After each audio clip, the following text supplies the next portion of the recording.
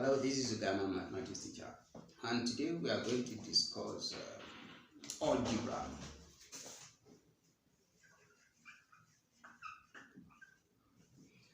Now, this is the aspect of mathematics that so many people dread a lot.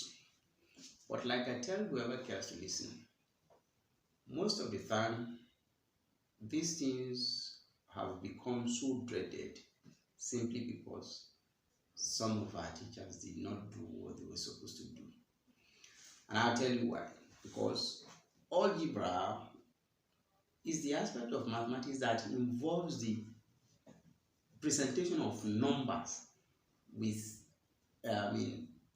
representation of numbers with letters or symbols. And this has been happening right from our elementary school days. For instance, when we were younger, when we were learning to count 1, 2, 3 or write 1, 2, 3 as the case may be, we were given stuff like 2, 1, 2, 3. There will be something like this, Then the next thing you have 6, something like this. Then they expect you to feed it as early as the elementary school days. Then it was our duty to identify that the next number after 3 is supposed to be 4, 5, and 7 respectively. So the representation of this portion with this box is in itself algebraic as far as mathematics is concerned. But what do we have? The teacher will come, not also to forget the fact that when we moved up a little more, we have stuff like 3 plus equals, say, 9. Now, we had to count what we needed to add to 3 to get 9. We knew that it's supposed to be 6. So this is algebraic. But then, like I tell whoever cares to listen, as we move further, technologies, for instance, advance. And as technology advances, it makes problem solving faster and easier. The same thing is applicable to mathematics. As a matter of fact, all of those innovations have their foundations in mathematics. So, how would you expect someone to want to write 100x and write it as 3 plus another block like that equals, say, 6? And if each of these is supposed to represent a unit because they look the same, so they are supposedly the same quantity. But what would it have meant if we had just done 3 plus 3x, representing it as an x, so and equating it to 6? It would have meant then our basic knowledge of elementary arithmetic comes in, collecting like terms. And that is one integral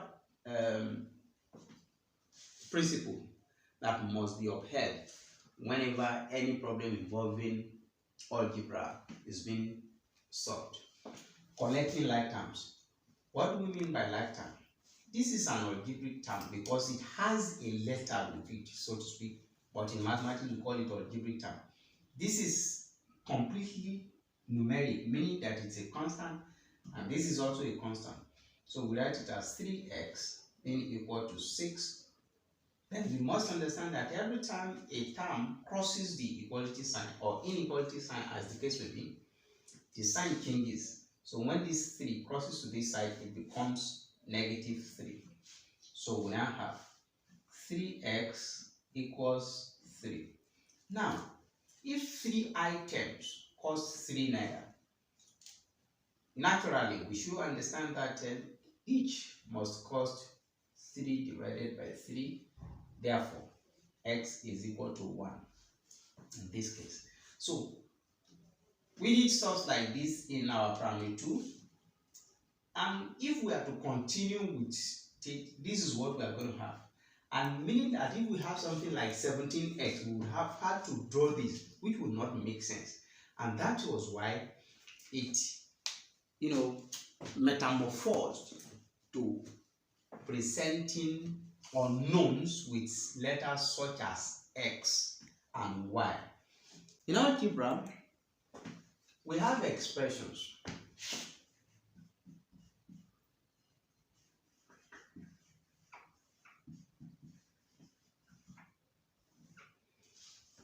Expressions are mathematical statements that do not contain equality or inequality signs. As such, we at best simplify them or factorize. So, these are a few presentations of expression. When you have an expression of the form x plus 5, this is linear. Linear in the sense that this is the term of, the algebraic term present, and the highest power is 1. So it is said to be linear because none of this is raised to power 2 or more than 2 or more than 1. In this case, this is quadratic because the highest power of the term of expansion, here is x, here is another x. But why this is raised to power 2, this is raised to power 1. Technically, we have another one that is raised to power 0 here, but from our knowledge of indices, anything raised to power 0 is 1. 1 multiplied by the coefficient will just give us the coefficient. We also have stuff like this. We have 5x positive 3 over x squared negative 4. Now, this is a rational expression. Rational in the sense that you have a numerator and a denominator. In other words, it looks like a ratio. That is the ratio of this to this. So these are ways in which mathematical expressions, or particularly algebraic expressions, may manifest. And what do we do with these expressions? This has no simpler solution. However, we may use this to represent a statement. Say for instance, if we are told that a boy is 5 years older than his younger brother, if the younger brother is x years old, express the age of the brother in terms of x. So we can say x plus 5. That is what we can use something like this for. However, in case of this is a quadratic expression that can be factorized. This can also be a definition of a function. So this can serve as a foundation to another concept in mathematics, which is solving a quadratic equation by factorization. So we are going to dwell more on this with time. And this one is rational. What can we do to this? This is just like our normal fraction, 5 over 8, for instance. So 5 over 8, because as far as this is concerned, there is no simpler solution to this, because there is no common factor between the numerator and the denominator. And if you observe, you find out that the power of the denominator is 2, meaning that it is of degree 2, and this is the highest power here is 1, which means this is linear and this is quadratic. As such, just the way we will consider 5 over 8 as a proper fraction in numerical fractions, this is also considered a proper fraction. However, if we have an instance such that we have, say, this is x squared over x minus 3. Now, this is still rational though. This is rational, but improper. Just the way we are not going to let go of 8/5 as our final answer. We are not supposed to allow this to flow. Instead, we will have to divide, and that takes us to polynomial division. I'll quickly do that before I come back to this, because we're going to dwell more on this, and that will we'll get done with that almost immediately. So in this case, if we want to divide this is what we do. This is the dividend, which is x squared, and this is the divisor, x minus 3. When you want to divide a polynomial by, of course, they are like terms. That is the basis on which I am dividing. This is x squared and this is x. So you take this x and divide to divide this. If you divide x squared by x, you are going to have x raised to the power 1. The next thing is to take this quotient and multiply it by this, and that gives us x squared. You also multiply this by this. Don't forget, it's only this I used to divide this to get this. Now, I will now take this and multiply this to give us x squared. I will also multiply by this to give us negative 3x. Then, as it's obtainable with our normal division of numbers, so we'll subtract. If we subtract this, this is gone. There is a 0 here. Let's assume that there is a 0x here. So as long as we cannot see anything, there is a 0x here. The implication is that we are subtracting negative 3 from 0, and that gives us positive 3. 0 negative 3x gives us positive 3x. As long as this x is still present in this term, we still have a duty to divide. So if we divide this by x, we are going to be left with positive 3. We will multiply this 3 with this again, it gives us 3x. If we multiply it by this negative 3, it gives us negative 9. The same way we subtract again. By the time we subtract, it gets rid of this 3. So there is a 0 here also, imaginary. 0 negative 9 leaves us with 9. Now, because we are dividing by algebraic term, our answer will now be, instead of having x squared over x negative 3, we are now going to have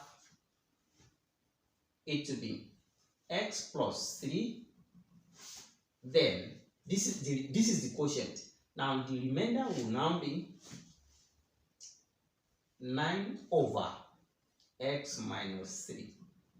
So it's like expressing 8/5 as one whole number, 3/5.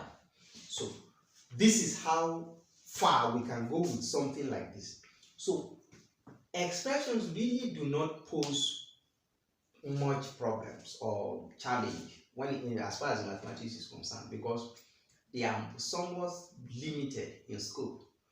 You simplify, you factorize where possible. Now, in case of linear expressions, we can simplify. Say, for instance, if we have x plus 5 minus, or let's say 7x and minus 3x plus 2. Let's say there is a bracket here. Yeah, this is also possible with expression, a linear expression. The best you can be told to do with this is to simplify. Now, that simplification is a very broad word as far as mathematics is concerned. If you are told to simplify this, for instance, then the first thing to do is to open this bracket. Ordinarily, we are supposed to address what's in the bracket, but 3x plus 2 is a constant and 3x is an algebraic term.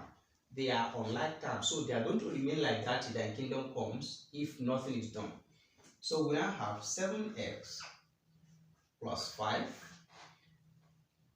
There is a presumed -1 here. So when the bracket opens, it multiplies this to give us -3x, then -2. So we collect like terms. We are now going to have 7x, -3x, +5, -2. So when we subtract 3 from 7, we are going to be left with 4x.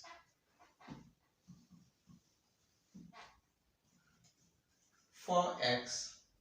If we subtract 2 from 5, we now have +3. We have simplified this now. Sorry, I meant to say we have simplified this. This is how far we can go with this. As far as a expression is, a linear expression is concerned. Let us discuss the factorization of quadratic expression.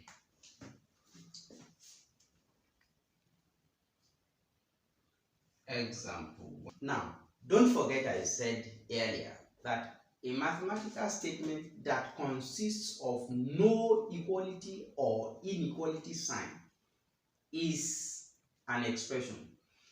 When the power of the term of expansion is precisely 2, the highest power, then it is said to be quadratic. Here, one of the things we may be told to do with a quadratic expression is to factorize. And bear in mind that whenever you are told to factorize a quadratic expression, it's obvious that it is factorizable. That is because there are some that are not factorizable. But for you to be told to factorize a given expression, it is factorizable. So we now come here, solution. Now, given that x squared plus 3x plus 2 is the expression, the coefficient of x is 1. X squared is 1. And because it is not written, as long as this one is standing, there is a 1 that is standing here. So we take the 1 and multiply it with this constant here, which is 1 times 2, and that is going to give us 2. We'll then look at for the factors of 2, such that when we add them, it will give us 3. It implies x squared plus x plus 2x plus 2. The coefficient of this is 1 and the coefficient of this is 2. 1 times 2 will give us 2, which is the product of this and this. 1 plus 2 will give us 3, which is this. So this is the most technical aspect of factorization of quadratic expression.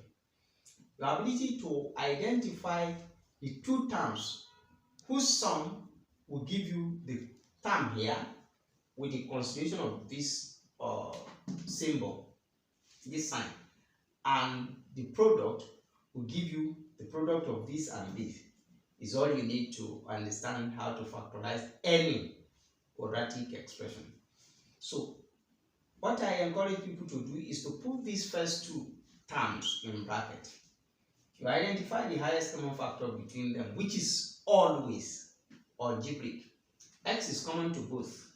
Have x into, if I divide this by x, I will be left with x. If I divide this by x, I will be left with 1. Then plus, from what you see here, you identify that 2 is common to them. The common factor here is always a constant. If I divide this by 2, I will be left with x also. If I divide this by 2, I will be left with 1. If by the time you have factorized this portion, what you have in the pair of bracket is not the same as what you have in the first pair of bracket, chances are that there is a mix-up.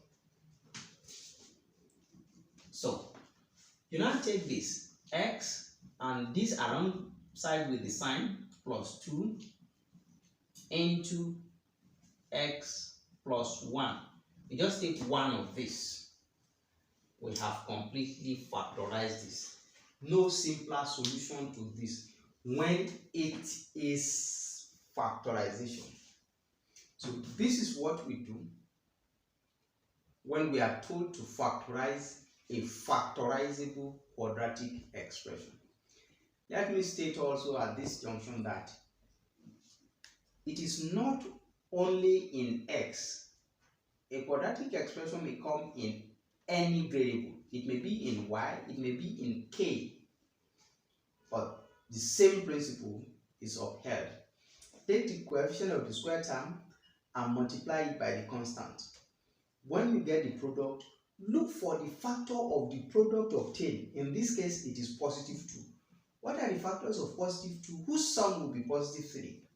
2 and 1 here. So you split these 3 into 2 and 1, and that will be x, that is 1x plus 2x will be 3x. We have not added anything, neither have we subtracted anything. So, but we have designed it in such a manner that it will be easier for us to move on. And at this point, I encourage people to put the first pair in bracket, then identify the highest common factor, which is always algebraic. So, and the second, you identify the highest common factor, which is always a constant. Then you put this and this in a bracket, and one of these two, which are all actually equal. And that is all. No simpler solution as far as this is concerned. Okay? This is another one. The first one had the square term has a coefficient of 1. But this time, this one has a coefficient of 3. The square term has a coefficient of 3.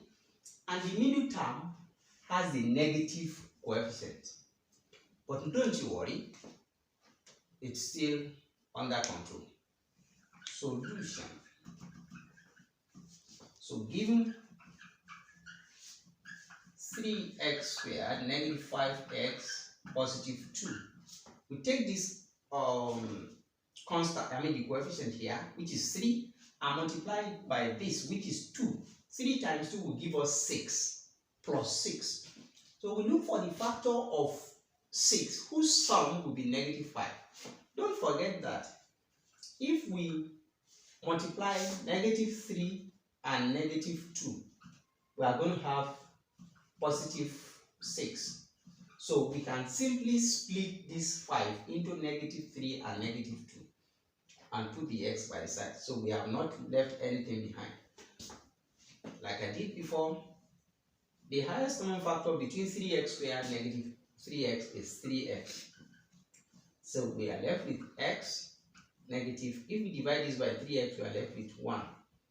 Negative 2 is common to both, into x negative 1. Yes, it's negative 1 because by the time this bracket is opened up, this negative 2 distributes over this negative and it becomes positive. So we are still on course. It implies 3x negative 2, that is this term and this term in one bracket. As long as this and this are the same, you are still on course, then you have x negative 1. We have also factorized this completely. This takes not more than 4 lines if it is just to factorize. I have gone back to another one. This is a special one. The presentation of this is special because the coefficient of the square term is 1. The coefficient of the middle term is negative 1. It can also be positive 1. But the constant is much larger. But on a closer look, it will be observed that its absolute value, when I say absolute value now, I am neglecting this negative sign. Its absolute value is a product of two consecutive numbers, 3 and 4. So the moment you have something like this, if the coefficient of this is 1 and the coefficient of this is positive or negative 1, the constant here is most likely going to be negative. But if you take the absolute value, you'll find out that it is most likely going to be a product of two consecutive numbers, which could be 6. 2 and 3 are consecutive numbers. So the product is 6. It could still be 12. That is 3 and 4 are consecutive numbers. It could be 20. 4 and 5 are consecutive numbers. It could be 30. 5 and 6 are consecutive numbers. It could be 42. 6 and 7 are consecutive numbers. So if you have the coefficient of this to be 1 and the coefficient of this to be positive or negative 1, this one would automatically be negative. And the term here will be a product of two consecutive numbers. Now, it depends on your understanding or how much you have interacted with those numbers. So, when you have something like this, it implies x squared. Because it's bearing a negative sign, the implication is that the bigger number is going to bear the negative sign. So, we now have negative 4x, positive 3x, negative 12. Now, negative 4x, positive 3x will still add up to leave us with negative 1. And that is what we have here. So we have not introduced anything strange. We have only deployed our knowledge to simplify it for ourselves. So we take it further. We now identify the highest common factor between the first two terms. X is common into x negative 4. Positive 3 is common into x negative 4. So we now put this x plus 3 into x negative 4. So we have completely factorized this. So this is all that could be done about a quadratic expression, factorization. Then I can simply take it a little further.